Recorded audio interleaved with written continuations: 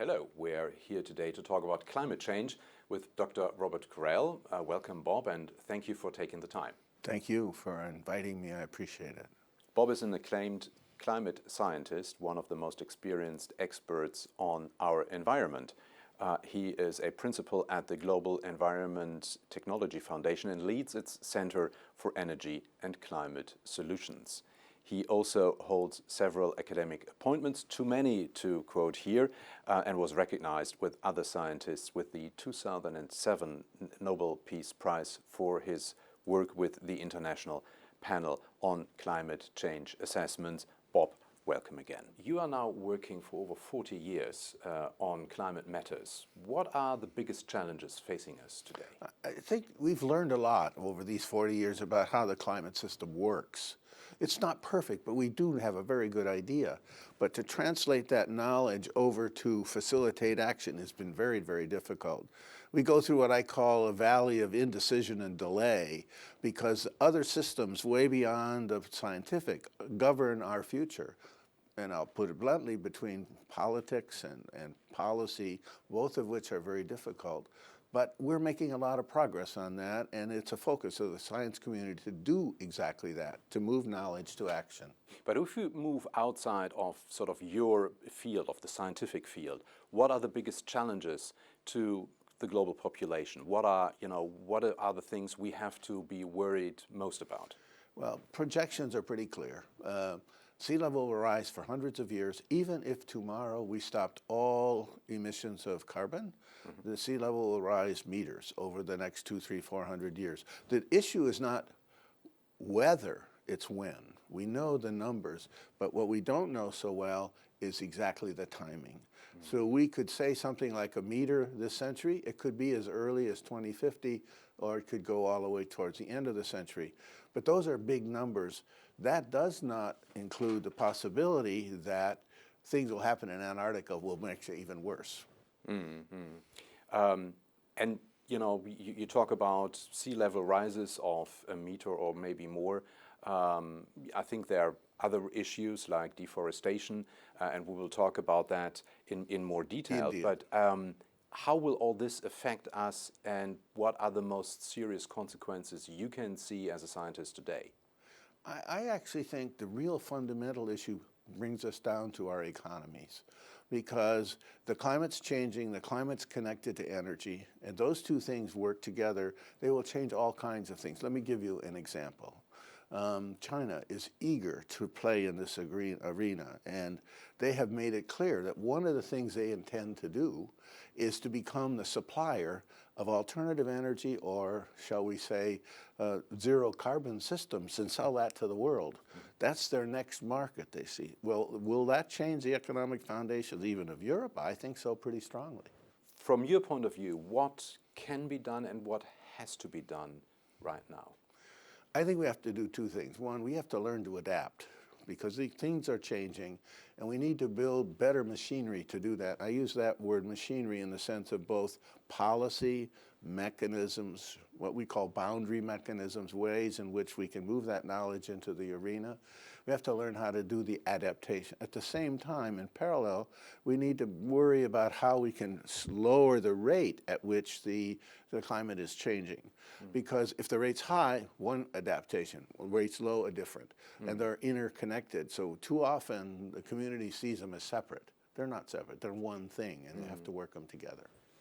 So coming back to the one remark you just made, why is it that we as people, we as society, are not acting faster and more decisively and more consequently on all the matters and all the knowledge we have today?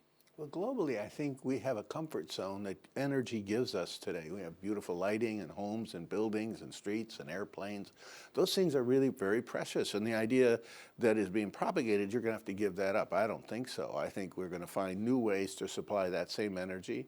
The other is that there is a move in many, many places where the middle class is coming out of the poor. And when they come into that arena, they see things they would like to maintain. China is a good example. Huge numbers of people have been taken out of poverty, particularly as they moved into the cities to become middle class. It's projected that the middle class will dramatically increase by all assessment by 2050.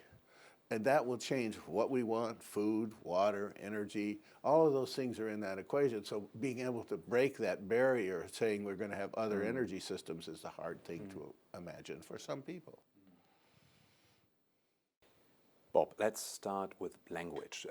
Very often we rather talk casually about global warming. Is that the right expression? I think not. And let me tell you a story. I was up on Capitol Hill in the United States, and I was meeting with many from the Republican side who have a difficulty in dealing with this. And one woman took me aside. She is the chairman of the Energy Committee, okay? She said, do not say global warming, because that's a prejudicial word. It says, uh-oh, something is bad happening.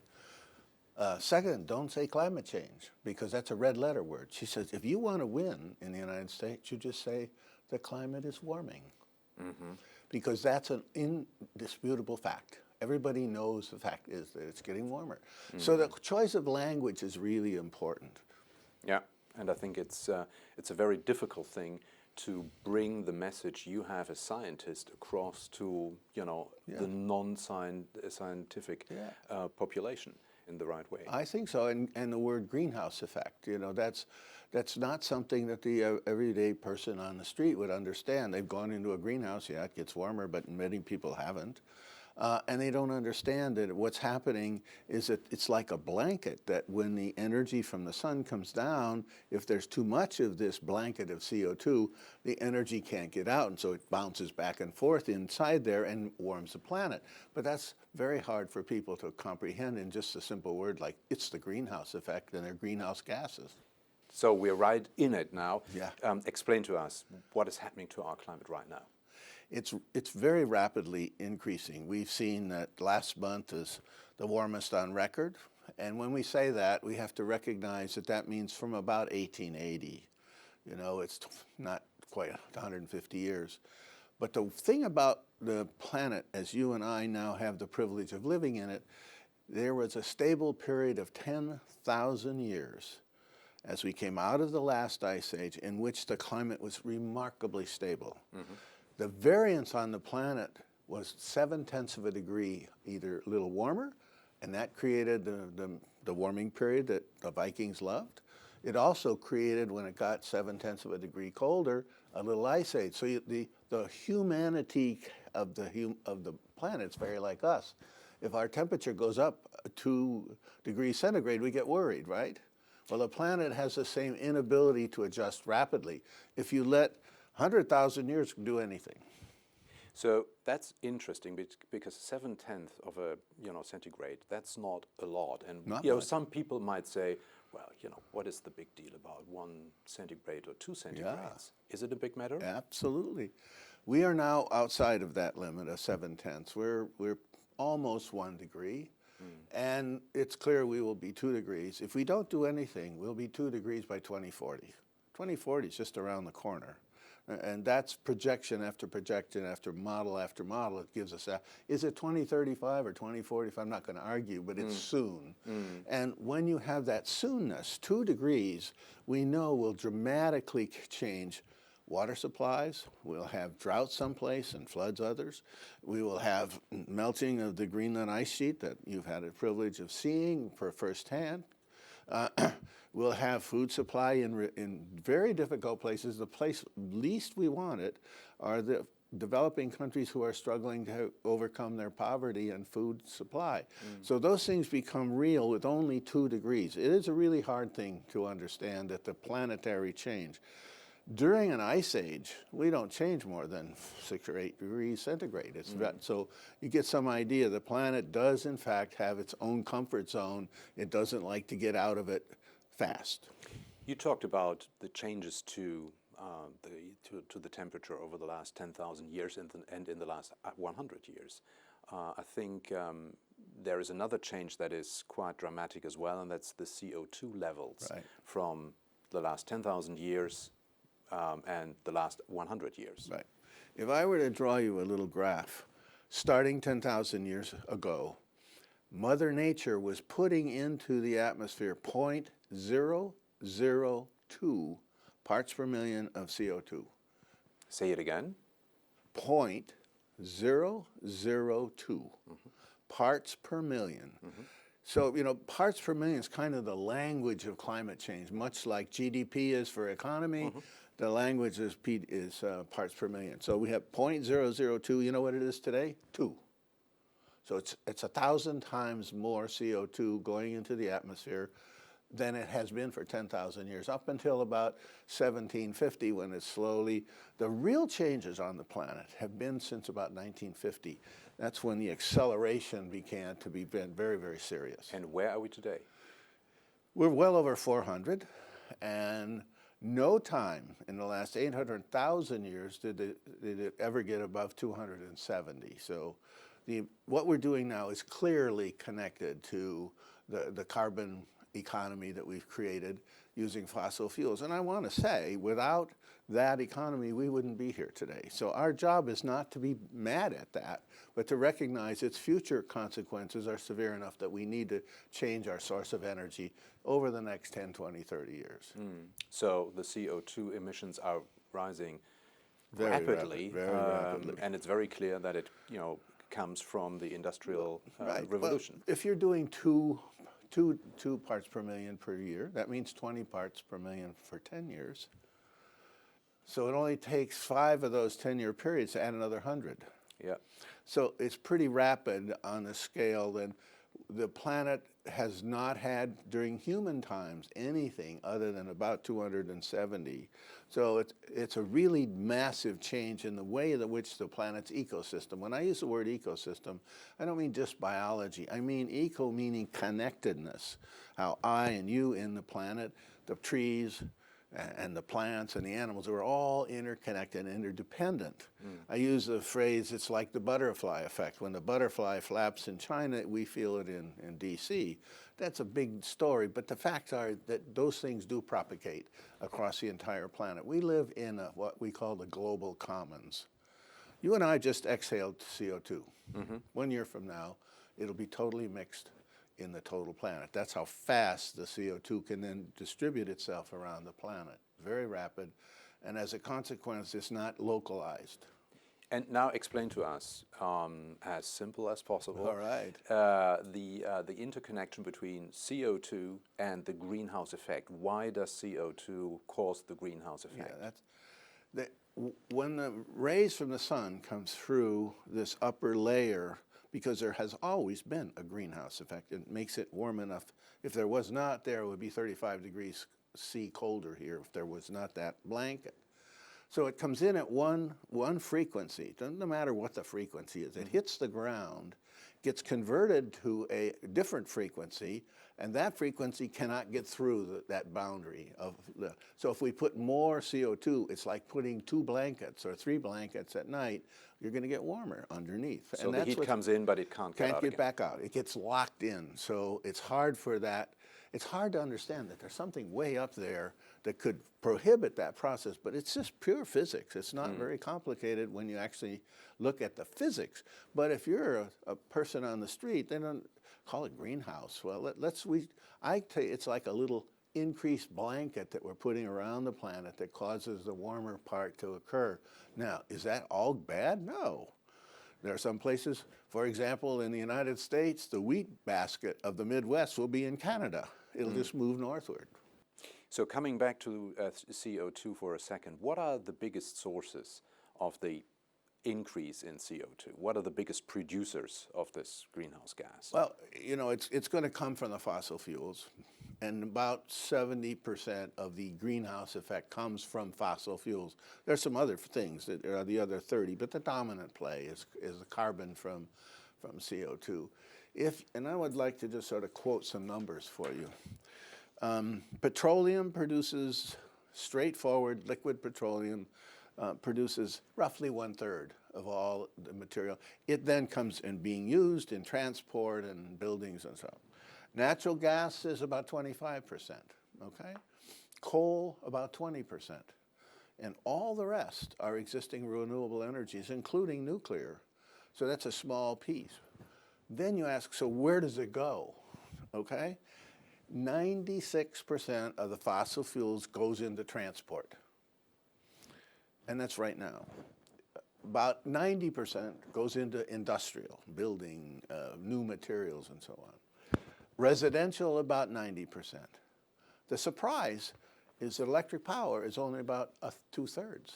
And the reason for that is that most of the renewables, like nuclear and all the really exciting things like wind and solar, they're only supplying the electrical system. So if we really want to make a difference, we're going to have to tackle all of it. But these others are the real biggies. And we have a tendency to say, well, we'll just replace our power plants and that'll solve the problem. It's not true. Because of that, 70% is in all that other category where we're going to have to also work. Okay. We'll get back to that in a second, but first I would like to put across to you an argument that one hears very often. Many people say all this, you know, the rise in CO2 levels and the rise in temperature is not new at all, and so they're implying very often that it's not a real threat. History of mankind, these people say, is full of climate change. It happened all the time in the past. After a period of warming, the Earth will cool down again, and so they say the debate amongst scientists does reflect that. So they say even the scientists are not speaking with one voice because they think it's not very clear whether this is going to happen or not. What do you say to that? Well, first of all, there have been lots of discussions about this. First of all, science is really all about challenging each other, and that's very good. If we have forgotten, somebody says, you know, you forgot that, we have to fix that, we have to go back. But something in excess of 95% of the scientists who work in this arena will tell you this is a real process. It's something that we cannot avoid. Let me tell you why. There are two things that are often said. Well, it'll get colder again. All right. We are right now, every 100,000 years, the circuit in which the planet goes around the sun gets bigger, and that's what causes the ice age. When we're far away, the ice ages come back, and they come back about every 100,000 years. And right now, we're operating just the opposite way. There has to be an explanation for that. You can't say, well, it really should be getting colder now. But it isn't, and it's clearly not the case. And one way to look at that, you say, well, maybe the sun will get warmer or less, you know, more sun or less sun. It is clear that the amount of energy coming in the sun is slowly getting less. They project out of billions of years it'll, you know, go out, but on our time scale. But the fact is it's going very slowly. So those are two things that cannot help us understand. So then you say, how do I explain where we are? It's really very simple. If this effect of the blanket that we call greenhouse effect were not there, the sun would come down, bounce back, and go back into space. And the temperature profile would just like this. It would just slowly getting colder and colder. But if the greenhouse effect is there blocking some of that energy to go out, this side here above, which we call the stratosphere, has to get really cold, and it does. That is the signature that says the greenhouse effect is really there. The blanket that prohibits this energy from getting back out is in fact there, and we can measure that because satellites have been doing it for in excess of 30 years. So we know pretty well that that's the signal that says the effect is working right now. So coming back to the greenhouse effect you just mentioned, what are the most dangerous threats coming from the greenhouse, the so-called greenhouse effect? Well, I think if it's me, I'd say the near term that we're going to see already is the rising seas. We already see it. I live in South Florida. Sea level has risen 1.5 feet already. I could take you to Miami Beach, one of the most attractive places in the nation. At any day, you come and visit me, you'll walk down the street and you touch this, it's salt water. And it's already, because we live in a coral reef, so you can't put barriers up, so it just comes right up through there. So that's one. Second of all, we're seeing these really dramatic changes in weather. I mean, it got really cold a couple of years ago here. And we could talk about why that is, but the simple effect is from temperature difference between the pole and the equator, it's gotten less and less and less. And as a consequence of that, the jet stream, instead of going like this, goes like this. So when it's like this, cold air comes down to Europe. When it's like this, warm air comes from the south. So those things are pretty well understood now as to what is changing the weather, driven largely by this change in our climate system. And as far as I understand it, sea level rise is not sort of a very mild thing. I mean, if we talk about sea level rises of a meter or something like that over the next couple of centuries, or even the next century, it will affect not only Florida, Miami, that's on the beach, it will affect cities, right? Right.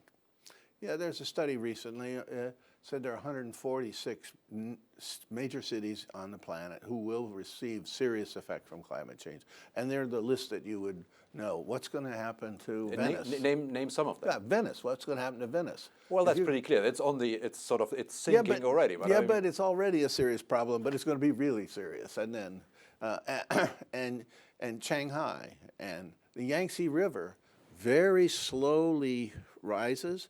So as the sea level rises, that sea level goes up the river dramatically, and the river gets 3, 4, 5 times wider than it is today, and similarly around the planet. So we know that there are a number of these major cities, but I think the real issue is going to be what I call relocation.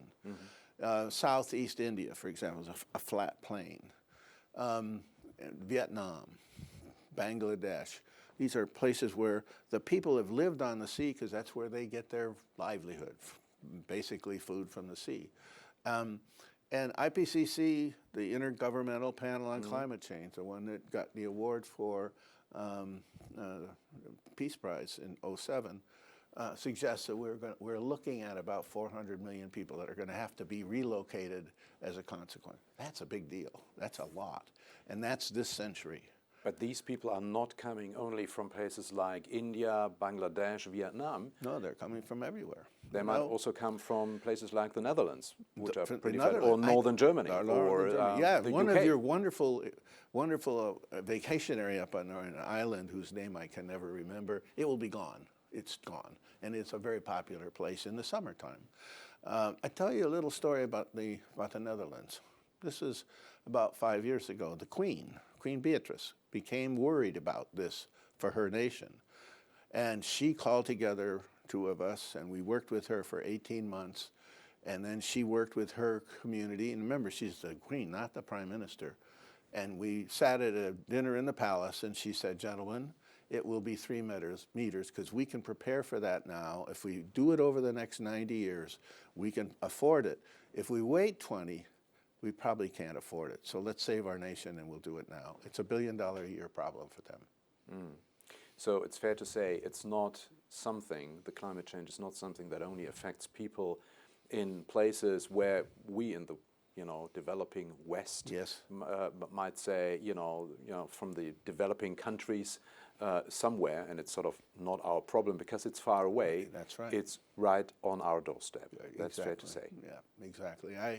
I worked with a group in Alaska on a barrier island. It's going to be gone. It's about half gone already. And the answer from the political community said, well, why don't they just get up and move to Seattle? They'll be okay.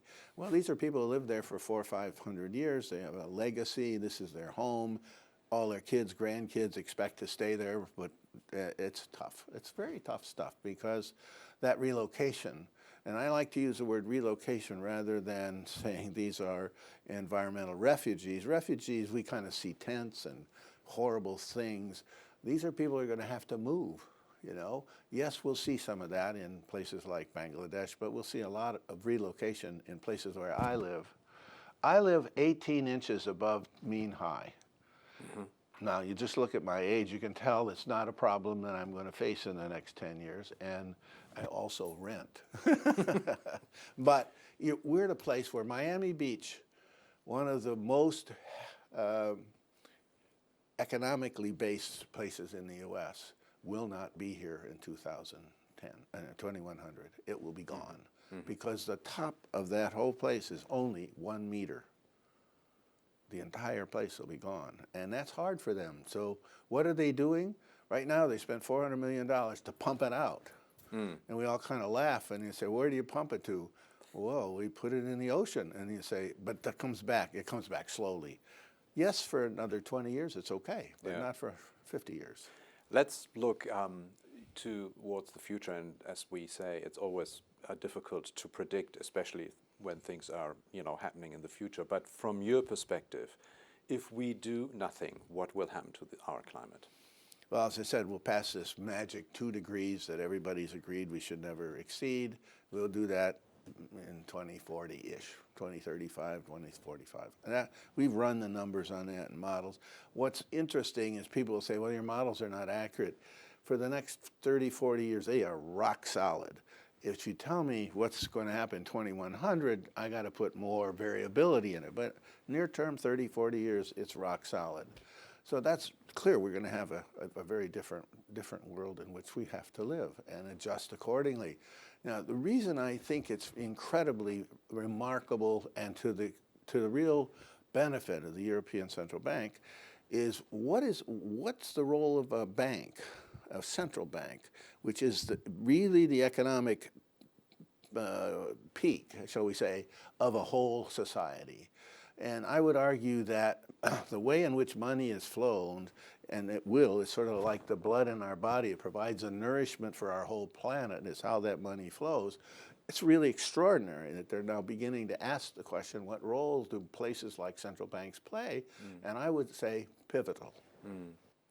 Coming back to your remark a minute ago about if we do nothing, it will take some time until we feel the consequences. Yes. I think for you as a scientist, that must be sort of a big problem, because you know exactly what will happen, and sort of more or less precisely when it will happen.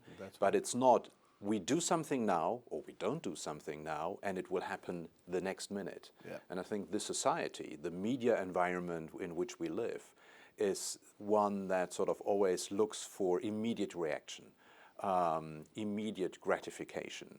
So, is there any thinking about how to overcome this kind of mechanism that, if you do something today, you have to wait 30, 40, 50 years until you see the consequences? Yeah. This is the heartstone question, and it is the most difficult one to deal with. One could argue that those of us who work in the science world and see what you've just described should be worried and wake up in the middle of the night sweating that it's work. I'm not that way. And the reason I'm not is I feel our culture as humans, whether we be Germans or Americans or Chinese or whatever, when we're presented with a major challenge, sometimes we have to wait to get to the edge, but then we respond. What did we do with Ebola? Man, we turned the world upside down and we went at it because it was a challenge that affected us in a very deep way. We haven't gotten to that stage that our society begins to feel that this challenge is that great. So I'm guardedly optimistic. That's the word I use to describe me. Yeah. Because I think we have to have a sense of optimism, because I believe the society will one day say, uh-oh, it's real. But what you say is if we wait until we are on the edge, it's too late.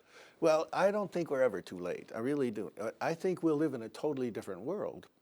There will be droughts, there will be floods, there will be ecosystems that don't behave very well. Food will be a problem, but I think our humanity is there to work on it. I was looking at just a simple TV ad the other day, man walking down the field, working for one of the big chemical companies that supports agriculture. He says, this needs to produce twice as much by 2030.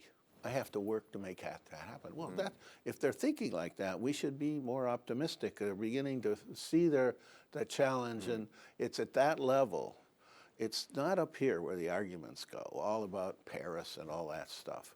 Paris was a good beginning, but it really isn't the answer. What the real answer is when we get right down and do it. Like this guy says, we have to learn how to produce in this same patch twice as much food as we do today by 2030. Okay. 2030 is what, 14 years from now? It's tomorrow. Tomorrow. So I tell people, tomorrow is today, so let's get to work. Let's talk about how climate change will affect us.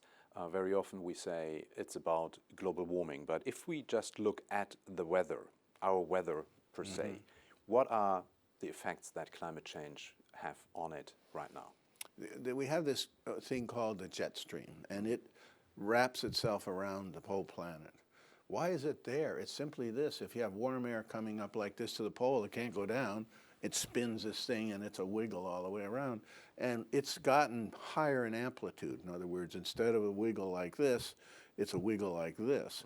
And that is the primary reason we have some changes. There was an event in March of, I think, 2014, whereas this came down, it was 15 degrees warmer centigrade on that side and 15 degrees colder on this side. We had a 30-degree difference right across the jet stream. That's unheard of.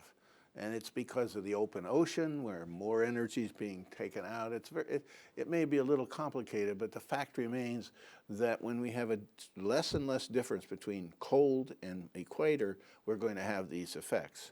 And that produces the other aspects of weather, floods.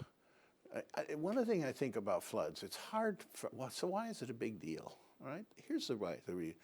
For 10,000 years, the rivers that have been seeing a very consistent weather pattern. So they've carved out rivers to sustain that flow of water, okay? In the United States, the amount of water coming down in one event is 30% more than it had been in 1950, okay? Well, when you got all that extra water, it's going to come over the top because the river is not capable of handling it. Yeah. And that's where the floods are coming. It's this change in intensity in hurricanes, particularly in the hurricanes of the Pacific. The energy in them is about 50% higher than any measured in the past. Now, why is that? You know, it's really simple. The water is warmer, and so the water is giving more energy into the wind that spins that up and gives you a much stronger effect. So that aspect of weather, we will see extremes, some of which will be confusing because some of them will be really cold and others will be really hot. So if we talk about heat or cold distribution along the jet stream, this more volatile jet stream, in which places do we see in tendency a more warmer situation? Is it more up in the north? Is it more down in the south? Or is it the other way around? Well, first of all, that jet stream is rotating. So this thing is like a wiggle going around, but it's also rotating. So it's going to change that over time. It's harder then to say where it's going to hit. We are not very good scientifically yet in saying when is that jet stream going to hit the wrong place. The jet stream is what caused the real problem we had at Sandy in New York. Because what happened, it stopped. And a storm came from the south and it just totally exploded things. We had not imagined the jet stream slowing down, but it can stop now, and it did there. So that is going to troll the weather system pretty dramatically over the next, well, probably as long as anybody can think, centuries. But, you know, coming back to heat distribution, what we see already is that it's getting warmer in the Arctic, in the north. Yes, correct. And that has sort of consequences. Yes, indeed. What's really interesting is that the temperature in the high north, the bottom temperature, the real cold temperatures are coming up. When I was in Yakutsk, which is way over in Russia on the Lena River, they were seeing in the wintertime in 1980, 60, 70 degrees below zero. They're now seeing 20, 30 degrees. So there's coming up. Now that's not enough to change the weather in the sense of more moisture, but it's indicative of the fact that northern part is changing more rapidly. As you know, because you were there, but I just came back from Svalbard, which is this series of islands halfway between the tip of Norway and the pole, 81 degrees north, pretty close to the pole. And I got all my weather gear and all the rest, and I got off the airplane. It was about 5 degrees centigrade. I couldn't believe it, 5 degrees. And it should be? It should be 20 below.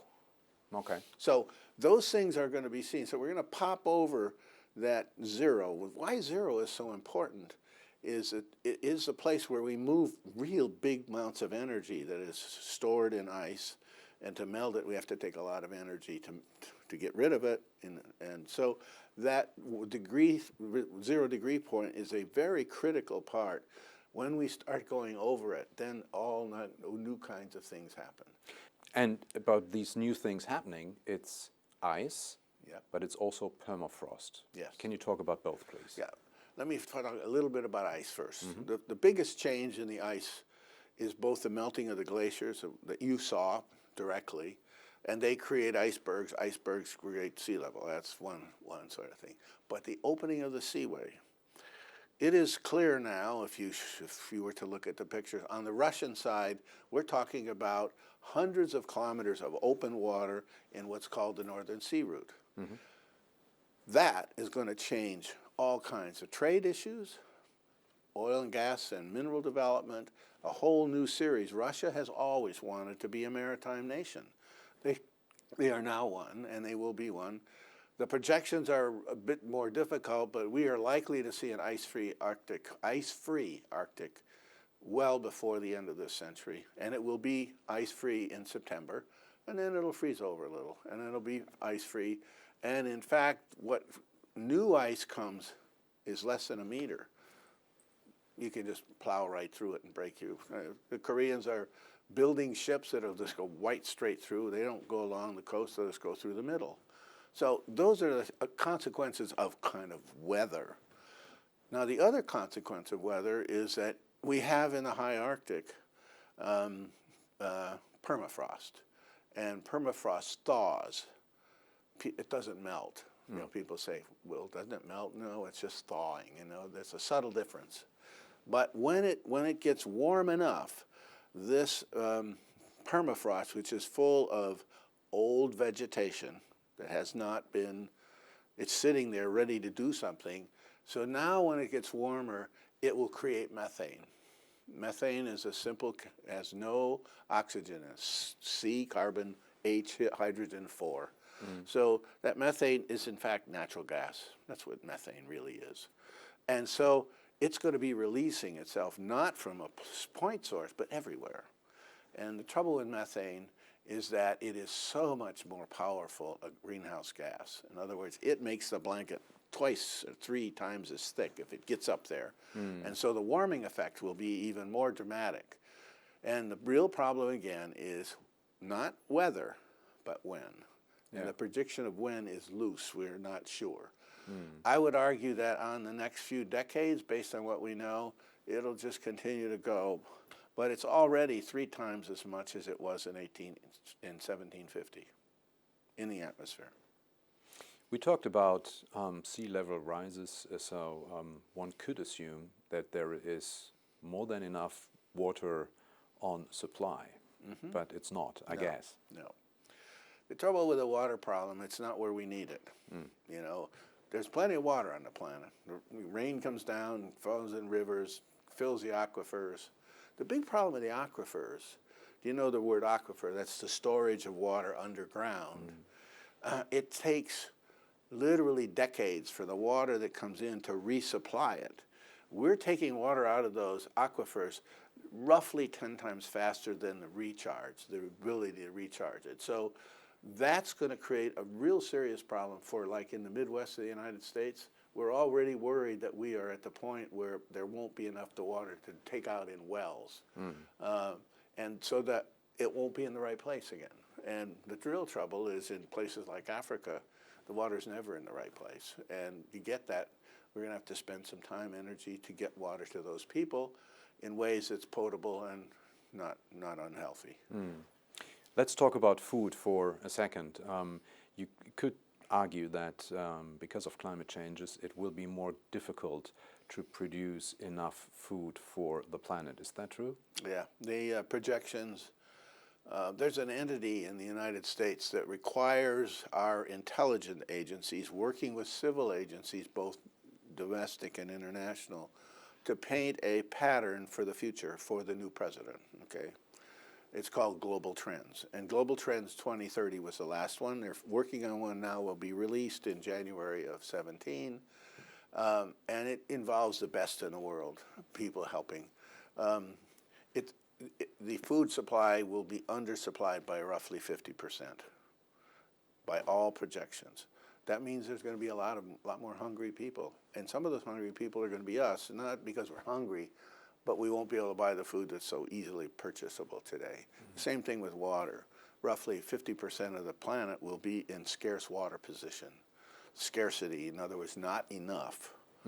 If there's anything that supports life, it doesn't matter whether it's the tree or the plant or you and me and every animal, is we have to have water. We don't survive very long without water. So.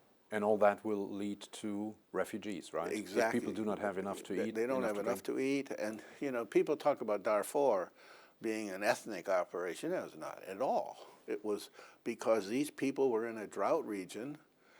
They did not have enough food. They moved south, and they conflicted with people that didn't like them. So we had a war. And that's a serious problem. Our military have an entity called the Military Advisory Board. It's about 20 former 3- and 4-star members of they're retired.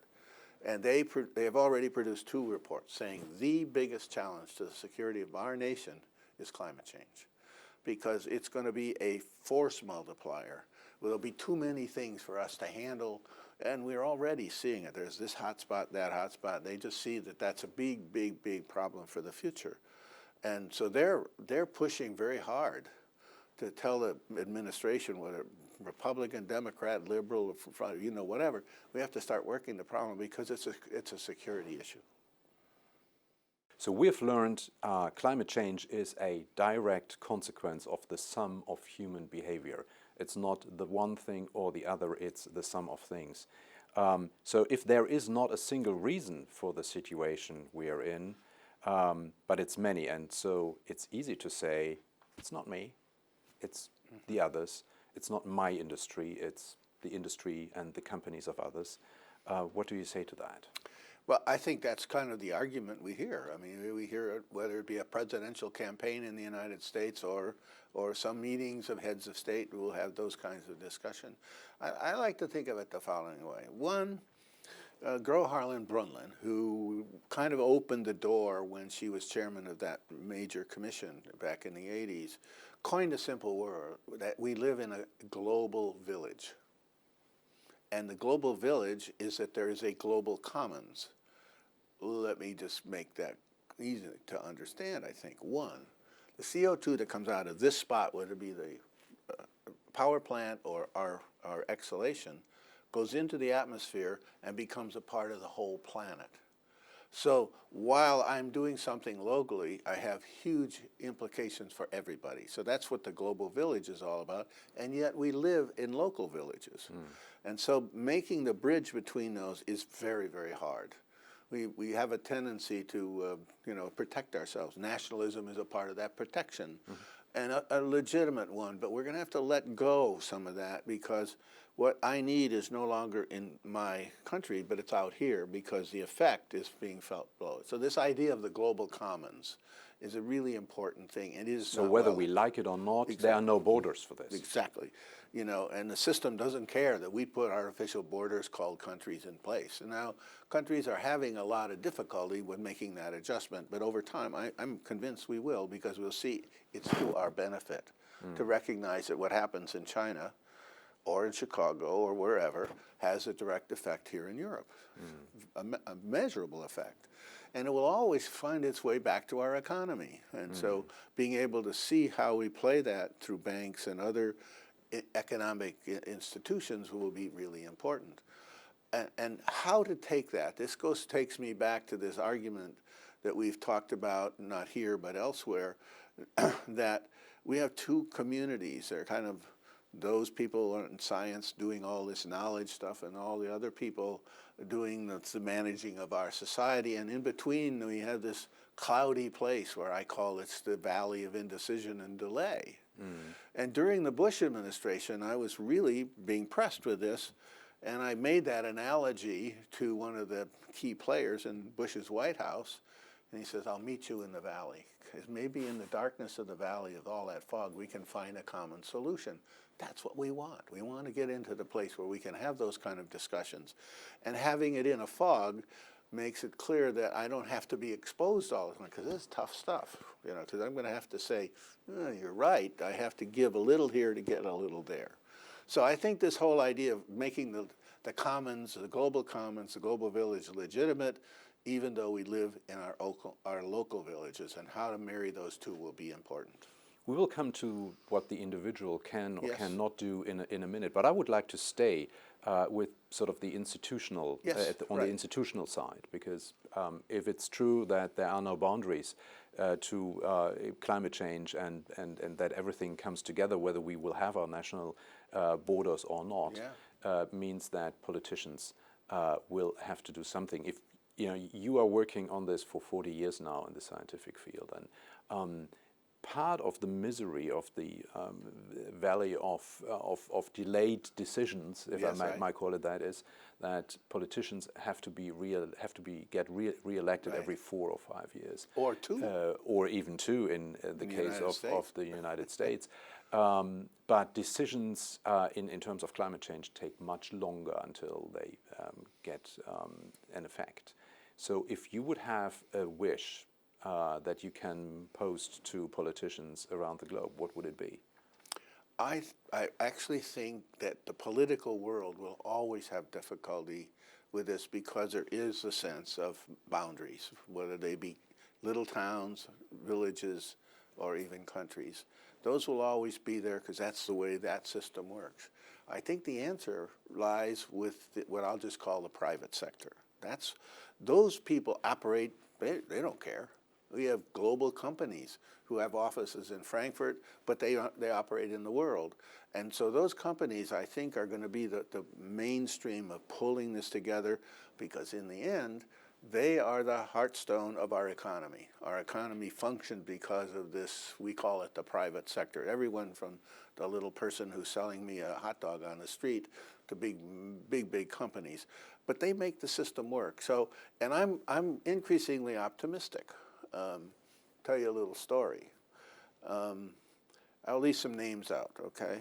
But one of the biggest oil companies in the world, its chief scientist has retired recently, and I asked him, I said, how come it's been so hard for you to make this transition? And he said, look, we know there will be a day, and it will probably occur in a month or 2 or 3, when we have to get out of the oil business. So what we're going to do is plan for that next stage, but we're going to do it so that we can stay as long as we can in our comfort zone, which is producing oil and gas products for the public. But the day it'll happen, the new stuff will come online, and it will be biofuels, which means it can go in the same pipelines, it can go in the same gasoline stations and all the rest. But a biofuel, because it came out of the biology of the planet, is a neutral. It might cost us a couple % of conversion, but it's basically a renewable energy. So here are companies thinking like that, and that's really, really remarkable. Then you got other companies. Shell is a good example, who does stunning work in helping people build scenarios for their future. What are the options? What is the space I might work on? And we have to be able to accommodate oil and gas prices varying by a factor of 4. If we do that, we can stay alive. So all of that sort of dynamic is in that part. Then we at the people level and the governments are going to be then kind of working with them and being products of their decisions. But finally, coming to the individual. Yes. As we can always say, well, it's not me, it's the others. What can we do? What should we do? I think we did a thing called the Global Energy Assessment. It's like the climate assessment, brought together the best experts in the world. It was organized around the world, the World Bank and a bunch of people like that in the UN, and countries all, the United States Department of Energy. I had the privilege of working the US part of it. The Global Energy Assessment said, if you want to fix a problem, if you sat down to increase your efficient use of energy, we could reduce emissions by 40%. That's at every level, whether it be your factory or here. When we walk into a room in a hotel now, the lights come on. You walk out, they go off. That's fantastic. Because we used to just leave the darn things on. Sometimes they'd be on all night. We'd forget about it. So getting efficient use of energy will be a big deal. In the United States, the entire building sector renews itself every 35 years, either with new buildings or renovation. So on that time scale, we could rebuild all those buildings, which consume, as I said, a pretty substantial % of the energy requirement. We could do that basically a generation and a half. And I would argue that we have to think, even though scientists like myself desperately want things to fix immediately, the world doesn't work that way. But if we thought about it in one generation and a half, we could be by 2050 free and easy flying. But we'll have to make some tough decisions to do that. All this will incur massive costs, which the consumer will have to bear. But I think it's not everything. Not everything is about money out of the window. I think we rather have to think about it as an investment in the future. Right, indeed. I think that's exactly right. And there are two kinds of investments, in my view. One, investing in knowledge so that we know more about the foundational things. And what people don't understand, and even in the United States, that President Reagan, who was clearly a very conservative president, is the only president in the history of our nation to put a scientific program with his name on it. It's called the U.S. Global Change Research Program.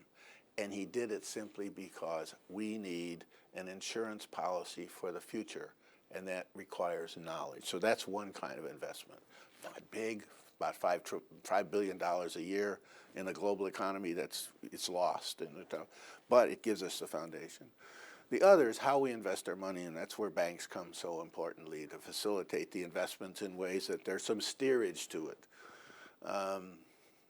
Thomas Friedman, the author and economist and all, says, look, the thing that have made countries great is they gave just enough steerage from regulation to keep it from going off the track, so to speak.